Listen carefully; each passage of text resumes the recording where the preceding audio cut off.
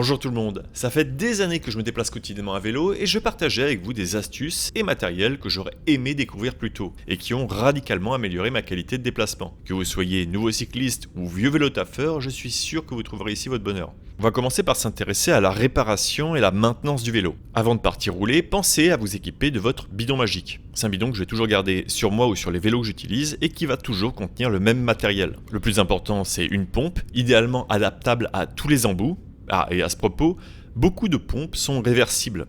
On peut dévisser le bout, comme ça, le retourner avec l'autre embout en caoutchouc, et ça permet de s'adapter à n'importe quelle valve, aussi bien la Presta française, la Schrader américaine, ou encore la Dunlop anglaise. Et j'ai même découvert que cette petite pompe peut également être interchangeable en réalisant cette vidéo. Comme quoi, prenez bien le temps de vérifier cette pompe, peut-être qu'elle est compatible avec n'importe quelle valve. Et si ce n'est pas le cas, prenez quand même un adaptateur. Pour le choix des pompes, je vous conseillerais deux pompes, une pompe à main que vous emportez avec vous partout et une pompe à pied que vous pouvez garder chez vous. Il existe aussi maintenant des pompes sur batterie, mais je ne les ai pas encore testées. Je ne peux donc pas vous les recommander, mais si ça vous intéresse que je fasse un test, n'hésitez pas à me le signaler en commentaire. Vous aurez aussi besoin dans ce bidon de démonte-pneus, d'un multitool et en bonus, un ruban adhésif ou encore un serre-flex pour pouvoir rafistoler quelque chose qui se détache sur le vélo. C'est pas souvent utile, mais quand on en a besoin, c'est vraiment pratique de l'avoir, donc c'est vraiment le petit bonus à garder sur vous. Et bien sûr, dans ce bidon, mettez-y une chambre à air ou des rustines pour pouvoir réparer une crevaison, parce que c'est quand même l'intérêt principal de ce bidon.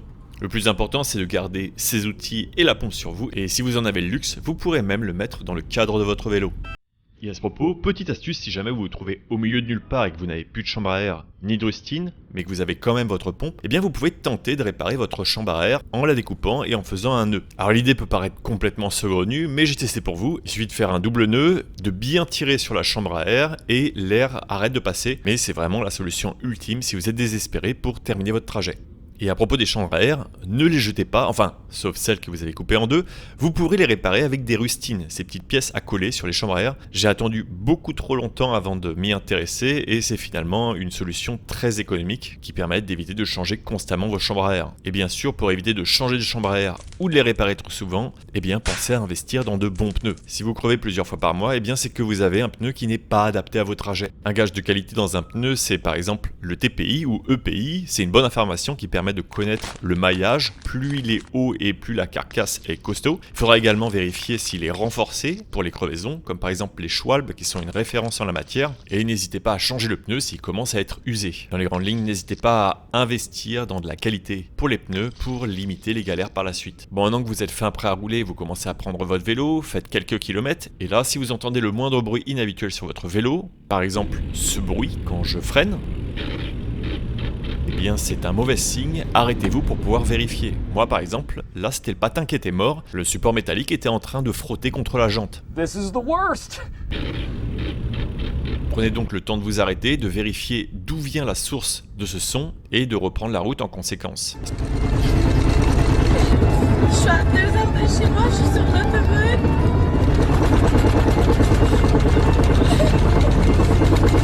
Ok, ça fait déjà 20 minutes que je roulais comme ça.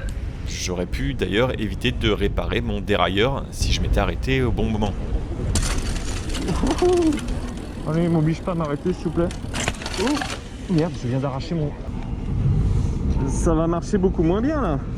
Et sachez qu'un vélo bien entretenu ne doit pas faire de bruit quand vous roulez, uniquement quand vous avez la roue libre. Et autre petite astuce, à chaque fois que vous avez à réparer quelque chose sur votre vélo, notez-le par exemple sur votre agenda, une note ou sur une application dédiée, ça vous permettra de savoir si vous crevez souvent ou si vous avez un problème récurrent avec une pièce en particulier. Et donc essayer de comprendre pourquoi cette pièce s'use prématurément. Bon, ça c'était la partie maintenance. Maintenant pour le confort quand on roule. On me pose souvent des questions sur la sonnette. Quel modèle j'utilise, lequel je recommanderais. C'est quelque chose sur lequel j'ai beaucoup changé. J'utilise de moins en moins ma sonnette. Et dans les premières vidéos, on pouvait d'ailleurs voir que j'avais une sonnette bruyante. J'avais même testé la AirZound, l'une des plus puissantes. C'était une option qui me semblait apporter de la sécurité parce que je produisais du bruit et donc je pensais être entendu et je me suis rendu compte, malgré moi, qu'une sonnette bruyante ne garantit malheureusement aucune sécurité et n'évite pas les accidents. Anticiper, ralentir, prévenir de ces situations fonctionne nettement mieux et limite le risque d'accident. Et d'ailleurs je prépare déjà une suite à cette vidéo avec des conseils sur la conduite qui m'ont également permis de réduire énormément mes risques d'accident pendant mes déplacements. Alors n'hésitez pas à vous abonner pour ne pas louper cette prochaine vidéo. Finalement, pour répondre à la question, j'utilise maintenant une sonnette pour m'annoncer de loin avec un son qui est fort mais qui garde du son sur la durée.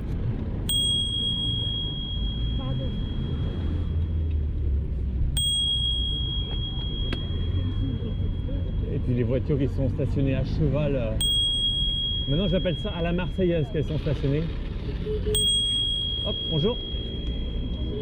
Et elle peut aussi être utilisée pour annoncer un dépassement, surtout si l'usager qui circule sur l'aménagement cyclable devant n'est pas serré sur le bord droit. Cependant, je ne l'utilise plus du tout pour anticiper un danger. Maintenant, je ralentis. C'est beaucoup plus efficace et réaliste que d'espérer que l'autre s'arrête grâce au bruit de la sonnette. Et à propos du son, j'ai également une solution pour pouvoir écouter sa musique légalement à vélo. Oui, parce que si vous ne le savez pas, avoir des écouteurs, un casque ou même des casques à conduction osseuse, c'est interdit. Par contre, vous avez le droit d'utiliser une enceinte portable sur votre vélo, mais c'est pas très agréable que les autres aient à entendre vos goûts musicaux. Pour pallier à ce problème, j'ai trouvé des enceintes tour de cou. Ça ressemble à ça. Initialement, j'utilisais ça pour lire à haute voix les messages du chat quand je fais des lives. Voilà, ça marche trop bien. Hop hop hop. Ah oui, t'as la synthèse vocale c'est ça, ouais. pour le chat. Toi, tu l'entends pas? Parce que c'est vrai que depuis tout à l'heure, Non, mais en fait, je l'entends de. Ah oui. Quand on s'est arrêté, ouais, mais sinon, non, je l'entends pas. Pour éviter d'avoir à lire mon portable, j'avais donc besoin d'un son directionnel pour éviter que les personnes entendent autour de moi ce que dit le chat. Ça pourrait créer des moments très gênants. Et donc c'est vraiment une super découverte que j'ai faite. On peut également écouter de la musique dessus. Et l'une des choses les plus importantes, c'est que ça ne coupe absolument pas du bruit ambiant. Et que c'est légal, évidemment. Et toujours au niveau de la légalité, ne tenez jamais votre portable à la main quand vous faites du vélo. Investissez dans un support. Ça fait plusieurs années maintenant que j'utilise Shepherd. Vous pouvez d'ailleurs le voir durant mes lives où je mets mes portables dessus. Ils ont des supports qui sont adaptables à tous les vélos et des pochettes qui sont adaptables à tous les portables. Et il est également possible de mettre le support directement derrière le portable. Je dis pas ça juste parce que je suis partenaire avec eux, d'ailleurs vous pouvez voir le petit contenu sponsorisé en haut à droite, mais bien parce que je trouve une utilité à ce produit et qu'il est vraiment pratique. Et si ça vous intéresse, vous pouvez retrouver en description une petite offre de promotion pour acheter leurs produits moins chers grâce au code Altisplay. Un autre confort, c'est d'utiliser un porte-bagages et des sacoches plutôt qu'un sac à dos.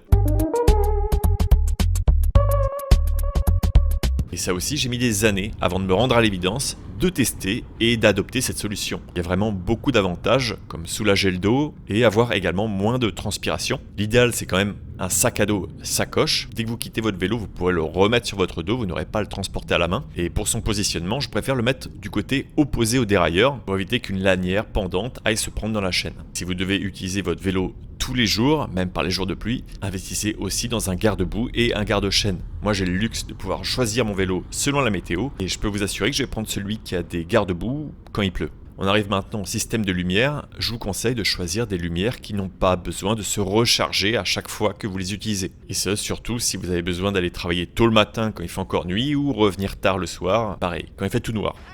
Comme solution, il y a la bonne vieille dynamo. Et pour une version un petit peu plus luxueuse, si vous ne souhaitez pas perdre de rendement, vous pouvez investir dans une roue à moyeu dynamo. Ça coûte un petit peu plus cher, environ une centaine d'euros la roue. Et si vous utilisez vraiment beaucoup votre vélo, alors ça peut être une solution intéressante pour vous. L'idéal, c'est de le vérifier au moment de l'achat du vélo. Préférez un vélo avec un système de lampe intégré. Et ce problème de lampe est aussi réglé avec la plupart des vélos électriques qui utilisent leur batterie pour alimenter la lampe. Comme par exemple le Limo que j'utilise encore, qui a un système de batterie indépendante pour les lampes qui se recharge avec la batterie principale. Et un autre conseil que je pourrais vous donner, c'est de ne pas hésiter à tester un vélo électrique. Surtout pour les personnes qui débutent à vélo, qui n'ont pas beaucoup de confiance quand elles se déplacent, ou même les personnes qui font des grandes distances sur des zones qui peuvent être venteuses ou avec un dénivelé important. Commencez à tester des vélos électriques en libre service. À Paris, par exemple, vous avez les Vélib bleus que vous pouvez utiliser, qui sont assistance électrique. Et une petite astuce aussi sur le Vélib, c'est que vous pouvez choisir la puissance de l'assistance, de 1 à 3 sur le boîtier. Et vous pouvez aussi louer des vélos électriques sur des moyennes et longues durées. Au début, j'étais vraiment réfractaire à ce type de vélo parce que je voyais pas vraiment l'intérêt de mon point de vue. Et c'est quand j'ai vu, par exemple, le tremplin que ça a été pour ma compagne, pour qu'elle se mette au vélo, pour qu'elle prenne confiance, que je me suis rendu compte que c'était vraiment quelque chose qui était très intéressant et c'était vraiment du bonus. Et toujours à propos des vélos à assistance électrique, si vous en utilisez et qu'il fait froid, n'hésitez pas à diminuer l'assistance. Cela vous obligera à faire un peu plus d'efforts et ainsi d'éviter d'avoir froid. C'est un petit peu contre-intuitif parce qu'on aimerait arriver plus vite chez soi en augmentant l'assistance, mais au final, rouler un petit peu moins vite et en faisant un petit peu plus d'efforts vous permettra de rester au chaud. Et que ça soit avec ou sans vélo électrique, Un truc qui m'a ajouté pas mal de confort, c'est également les cales automatiques. Étant donné que je m'arrête beaucoup au feu rouge, ça m'aide au redémarrage, c'est simple à remettre et à défaire, faut juste prendre l'habitude. Il paraît d'ailleurs qu'on tombe 2 fois quand on teste les cales automatiques. La première fois qu'on arrive à un feu rouge et quand on arrive chez soi parce qu'on a fini par oublier qu'on en avait au pied. Waouh, c'est génial.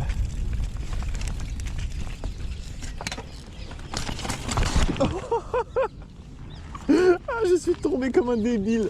J'ai ma pédale auto qui s'est pas décrochée. Ah, la chute, terrible chute. Ça permet de mieux répartir l'assistance au niveau du pédalage parce que vous pouvez appuyer et tirer l'autre pied en même temps et vos pieds sont toujours positionnés idéalement sur les pédales et ça leur évite de bouger. Il y a quand même une chose à savoir, c'est que pour utiliser ces pédales, il y a quand même un investissement supplémentaire à faire au niveau des chaussures parce qu'il faut des chaussures spéciales pour s'adapter aux pédales, mais que vous pouvez aussi choisir des pédales semi-automatiques, comme ça vous pourrez aussi continuer à utiliser votre vélo avec des chaussures normales. Vient maintenant la question du casque. Pour moi, ça dépend de mes itinéraires et du choix de mon vélo. J'ai plusieurs casques que je porte à diverses occasions. Par exemple, pour les sorties longues que je vais faire avec mon vélo route, je préférais un casque qui est léger, comme celui-ci. Et pour les trajets plus courts où je vais devoir garer mon vélo pour pouvoir aller quelque part, eh bien je préférais un casque pliant pour pouvoir le mettre dans mon sac à dos. J'avais également utilisé ce casque quand je faisais la trottinette parce qu'il est équipé d'un système de clignotant et c'est pratique en trottinette de pouvoir indiquer sa direction. Et il m'arrive aussi de rouler sans casque quand je vais choisir un itinéraire sécurisé à une vitesse réduite avec un vélo à 2 personnes par exemple. Le casque c'est un choix personnel, non obligatoire et je vous laisse d'ailleurs voir le sujet que j'avais fait là-dessus. Mon meilleur conseil c'est donc de choisir un casque adapté à votre activité qui va rajouter un plus. Et en plus du casque, je vous recommanderais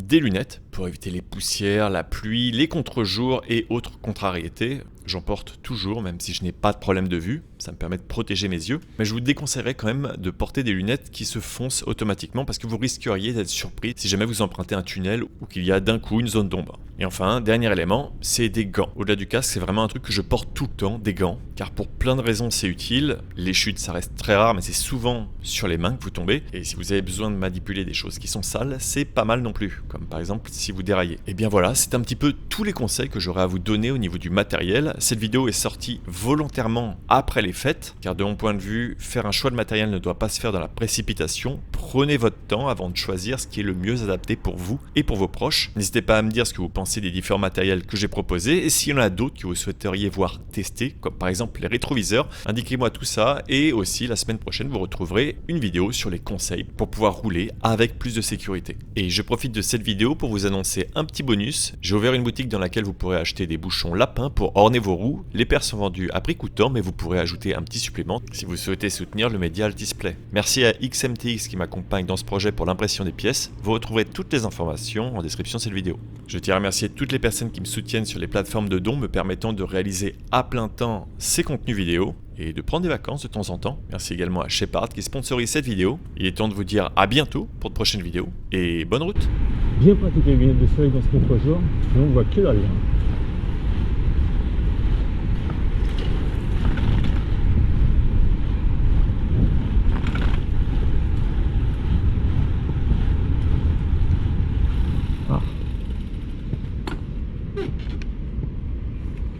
D'accord.